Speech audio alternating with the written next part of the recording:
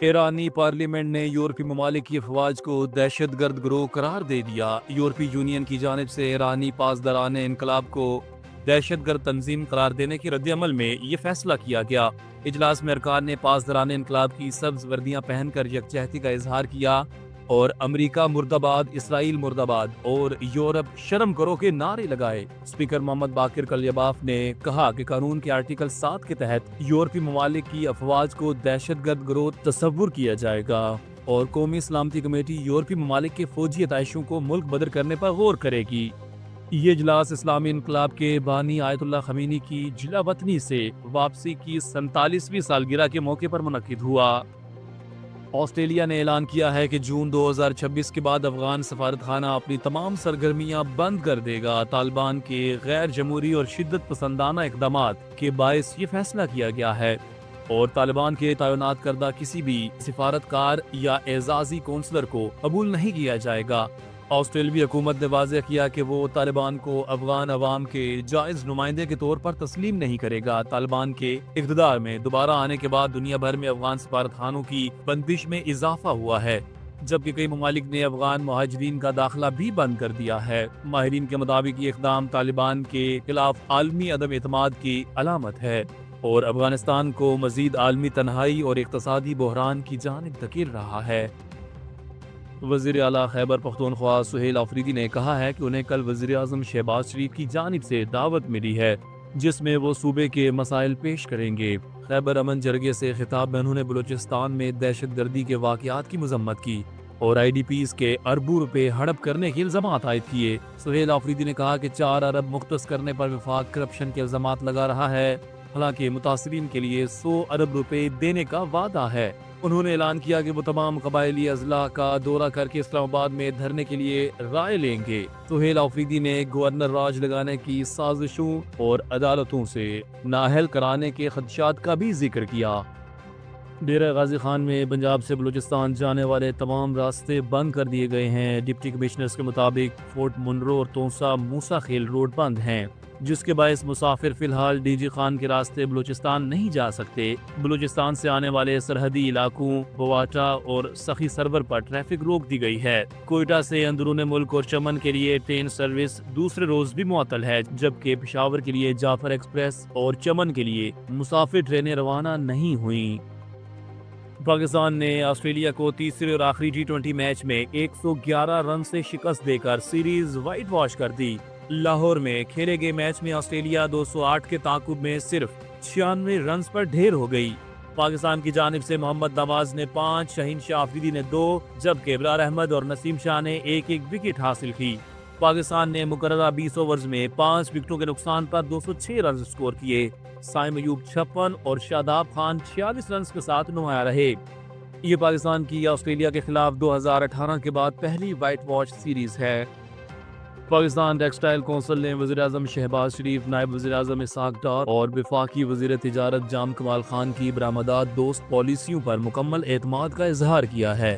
پی T سی کے مطابق وزیر اعظم کی جانب سے ٹاپ ایکسپورٹرز کو اعزاز دینا برآمدی شعبے پر اعتماد کا واضح ثبوت ہے۔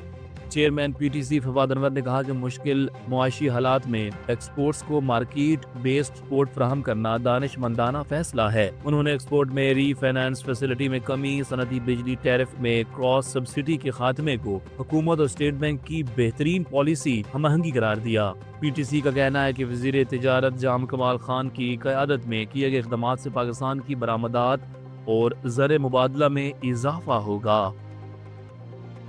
وفاقی وزیر داخلہ محسن نقوی، وزیر اعلیٰ بلوچستان سرفراز بگٹی اور کور کمانڈر بلوچستان نے سی ایم ایچ کوئٹہ کا دورہ کیا، جہاں انہوں نے دہشت گرد حملوں میں زخمی ہونے والے پولیس اہلکاروں کی عیادت کی۔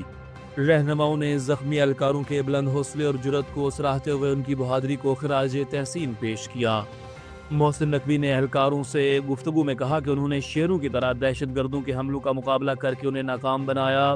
وزیر اعلیٰ سرفراز بگٹی نے کہا کہ بلوچستان میں عدم استحکام کی سازش ناکام بنانے پر پولیس اہلکار قوم کے ہیرو ہیں۔ زخمی اہلکاروں نے صحت یاب ہو کر دوبارہ دہشت گردی کے خلاف میدان میں اترنے اور فتنۃ الہندوستان کے خاتمے کے عزم کا اظہار کیا۔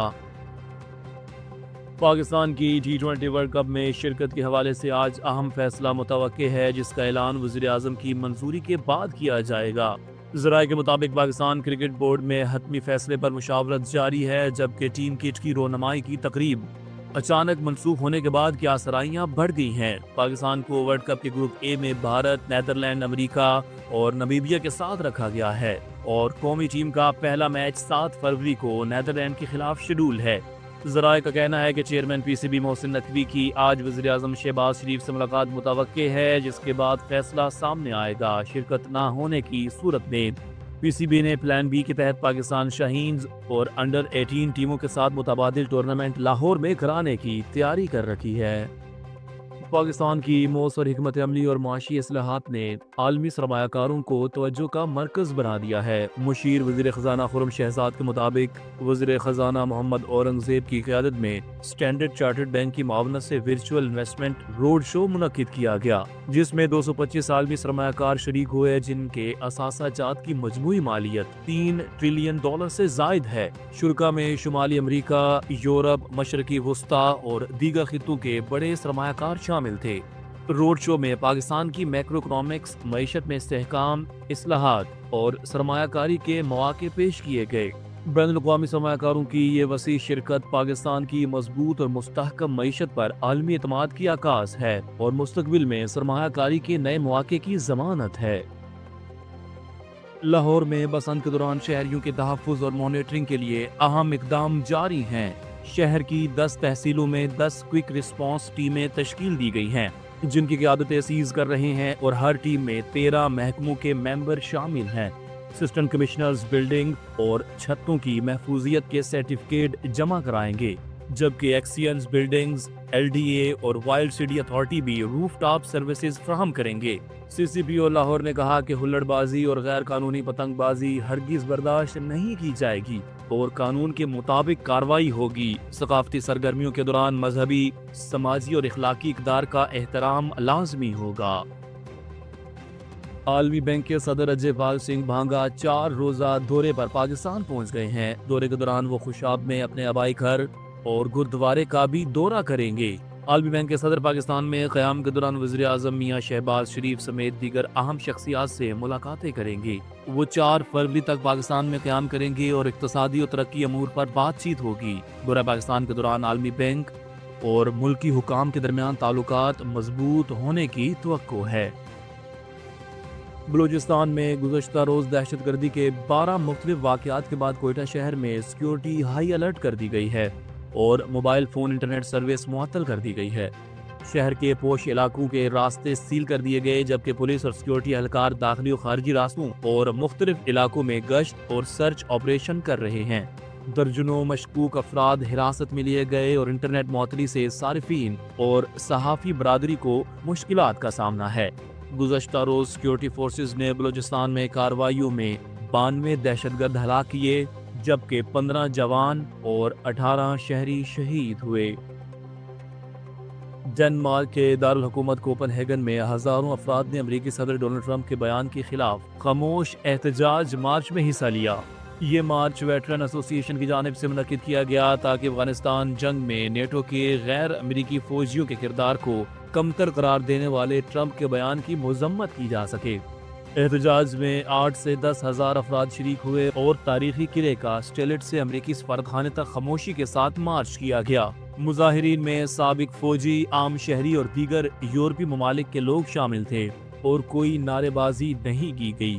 یہ احتجاج افغان جنگ میں ہلاک ہونے والے 44 ڈنمارک فوجیوں کی یاد میں بھی کیا گیا۔